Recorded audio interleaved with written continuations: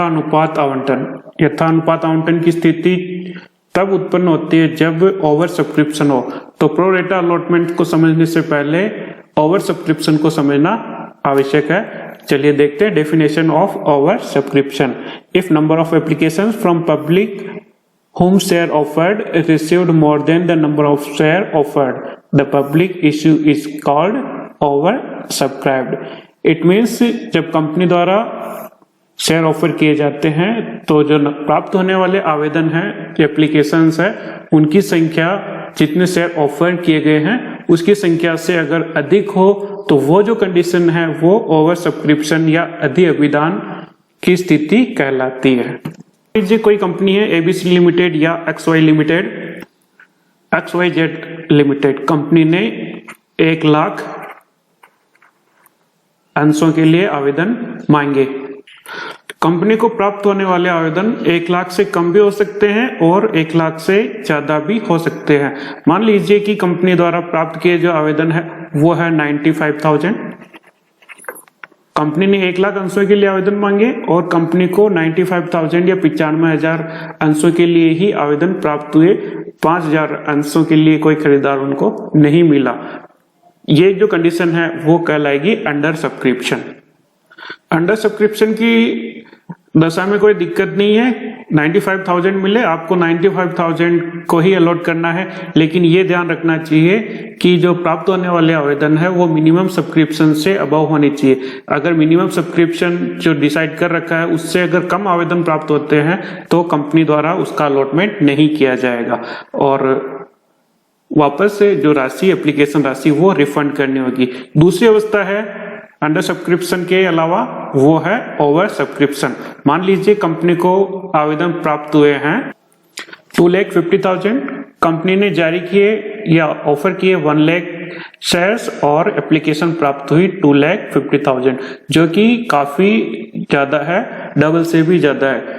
ऐसा अच्छी जो गुडविल है वो जो कंपनियां हैं उनके द्वारा जब शेयर जारी किए जाते हैं तब ऐसी कंडीशन उत्पन्न होती है, तो ये ओवर सब्सक्रिप्शन कहलाएगा। और सब्सक्रिप्शन में जितने शेयर ऑफर किए हैं उससे कहीं ज्यादा या उससे ज्यादा, या 1 लाख है, 1,10,000 हो तो भी इसे ओवर सब्सक्रिप्शन ही कहेंगे। और यहाँ पर अपन देख रहे हैं कि 2,50,000 एप्लीकेशंस आई है, तो ये ओवर सब्सक्रिप्शन का ही एक एग्जाम्पल है। अब समस्या ये उत्पन्न होती है कि 1 लाख शेयर है और 2,50,000 एप्लीकेशन है, 2,50,000, तो इन्हें किस प्रकार से अलॉट किया जाए, ये एक प्रमुख समस्या उत्पन्न होती है। ओवर सब्सक्रिप्शन की समस्या का समाधान 3 प्रकार से किया जा सकता है। What can be done in this situation? सबसे पहला है सम एप्लीकेशन में बी रिजेक्टेड। तो जो एप्लीकेशंस अपन को प्राप्त हुई है, जो कंपनी को प्राप्त हुई है, उसमें से कुछ एप्लीकेशंस, या हो सकता है कि जो आपका जो आवंटन है 1 लाख अंश का जो आपका ऑफर किया है उससे अधिक जो भी शेयर्स है उसको रिजेक्ट कर दिया जाए। और second, pro rata basis allotment, इसको बोलते हैं यथानुपात आवंटन। और जो थर्ड कंडीशन है वो है mix of the about two, दोनों का मिक्स, कि कुछ एप्लीकेशन को रिजेक्ट कर दिया जाए और शेयर्स जो बची हुई है उनको प्रो रेटा बेस पर अलॉटमेंट किया जाए। तो प्रो रेटा बेस पे अलॉटमेंट करना है तो प्रो रेटा क्या है ये समझना जरूरी है। देखिए प्रो रेटा क्या है, डेफिनेशंस ऑफ प्रो रेटा, this is a ratio of number of application received and number of share offered. तो ये एक रेशियो है, एक अनुपात है। किसका अनुपात है? नंबर ऑफ एप्लीकेशन रिसीव्ड, आपने जो अंश की जो एप्लीकेशन प्राप्त की है उसकी संख्या, और नंबर ऑफ शेयर्स, कंपनी द्वारा जो शेयर ऑफर किए गए उनकी संख्या। तो इन दोनों का जो अनुपात है वो प्रो रेटा अलॉटमेंट कहलाता है। प्रो रेटा एक तरह से एक अनुपात ही है। हमें 2,50,000 एप्लीकेशंस रिसीव्ड हुई है। अब इसमें से सपोज कीजिए कि 50,000 एप्लीकेशंस को रिजेक्ट किया जा रहा है। ओके, तो इसमें अपन देख रहे हैं कि दोनों का मिक्स ऑफ अबाउट टू। तो पहली जो कंडीशन है कुछ को अपन रिजेक्ट कर देते हैं, तो 2,50,000 में से 50,000 जो एप्लीकेशंस है उनको रिजेक्ट कर दिया। अब अपने पास कितनी बची? 2 लाख। अब इनको प्रो रेटा अलॉटमेंट करना है। तो सबसे पहले अपने को अनुपात निकालना पड़ेगा। तो क्या बनेगा अपने पास प्रो रेटा या यथानुपात, अपने पास application received 2 lakh is to applications offered 1 lakh. Okay, तो इनका अपन रेशियो निकालेंगे। तो ये बनेगा 2:1। इट मीन्स आप जिसने 2 शेयर्स के लिए एप्लीकेशन दी है उसको 1 शेयर अलॉट किया जाए। तो इसमें अपने को एक समस्या और पैदा होगी कि जिसने 2 के लिए एप्लीकेशन दी है उन्होंने एप्लीकेशन मनी भी तो 2 अंशों के लिए चुकाई है, जबकि उसको 1 अंश ही मिल रहा है। तो इसके पास कंपनी के पास जो एक्सेस में जो मनी पड़ी हुई है उसका क्या किया जाए, ये एक बड़ी समस्या उत्पन्न होती है।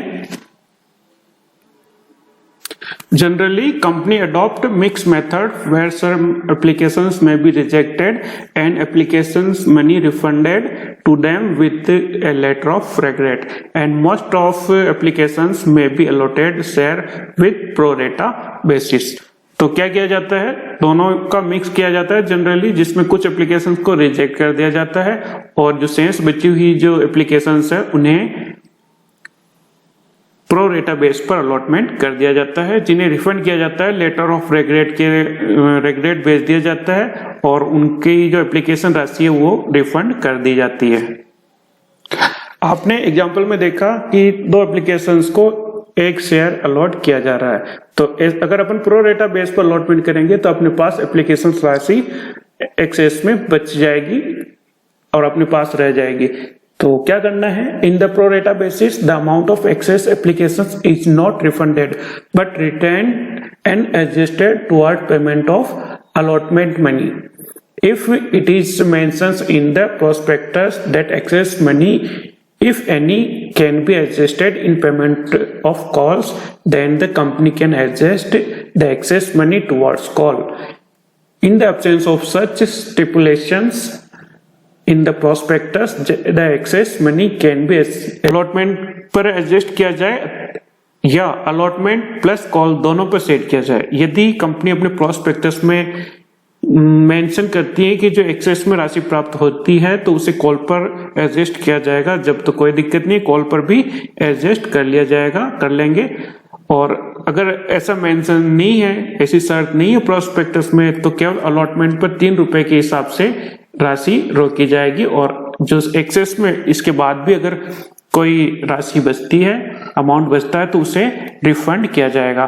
तो पहली कंडीशन की केवल अलॉटमेंट पर ही अपने को अमाउंट रोकना है, एडजस्ट करना है। तब अलॉटमेंट पर 3 रुपीज के हिसाब से कितने रुपए चाहिए, 1 लाख, और allotment money 3 rupees, it means 3 lakh. तो 5 लाख अपने पास एक्सेस मनी बची हुई है, इसमें से 3 लाख से एडजस्ट हो जाएगी अलॉटमेंट पर, और जो रिमेनिंग अमाउंट है 2 लाख वो रिफंड कर दिया जाएगा। सेकंड कंडीशन, प्रोस्पेक्टस में ऐसा मेंशन है, ऐसी शर्त स्टिपुलेशन दे रखा है कि जो एक्सेस में राशि प्राप्त होगी उसको कॉल तक रिटर्न किया जाएगा। तब अपने को 2 रुपए के हिसाब से कॉल भी चाहिए। 1 लाख शेयर अपने पास इंटू 2 इक्वल टू 2 लाख। ये किस पर चाहिए, कॉल पर। तो कॉल पर अपन एडजस्ट करेंगे।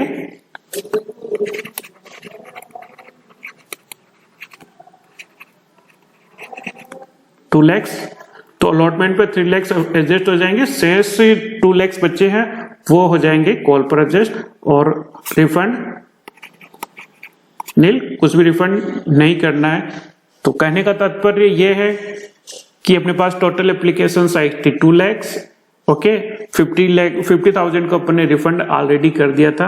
अपने पास रिमेनिंग एप्लीकेशन 2 लाख है, 5 रुपीज के हिसाब से अपने को 10 लाख एक्सेस में राशि प्राप्त हुई, और इस राशि को यदि प्रोस्पेक्टस में अपन मेंशन करते हैं, स्टिपुलेशन दे रखा है कि जो शेष राशि है उसको कॉल तक रिटर्न किया जाएगा, तब तक कॉल तक रिटेन कर देंगे, और अदरवाइज अपने को केवल अलॉटमेंट तक रोकना है। तो फर्स्ट में अपन अगर देखा जाए कि केवल अपने को जो एक्सेस में जो मनी है उसको अलॉटमेंट तक ही रोकना है, तो अपने को 5 lakhs अलॉटमेंट पर 3 lakhs अलॉटमेंट पर है, तो 3 lakhs को अपन रोक लेंगे, बाकी 2 lakhs को रिफंड करना पड़ेगा। और कंडीशन अगर देर की है तो 2 lakhs को भी अपन रोक लेंगे और रिफंड कुछ नहीं करना पड़ेगा, नील रिफंड।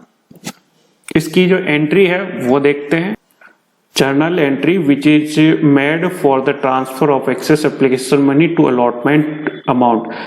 तो एक एंट्री करनी पड़ेगी अपने को share application account DR to share allotment, और जो राशि होगी अमाउंट होगी with the excess application money, जो भी एक्सेस एप्लीकेशन मनी है जिसे हम अलॉटमेंट पर एडजस्ट कर रहे हैं वो अमाउंट इसमें लिखा जाएगा।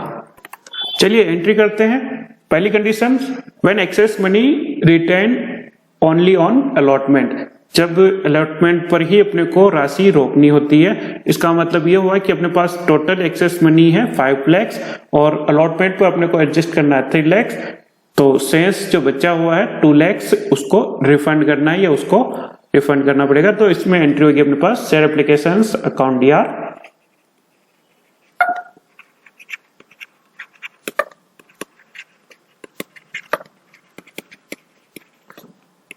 To share allotment.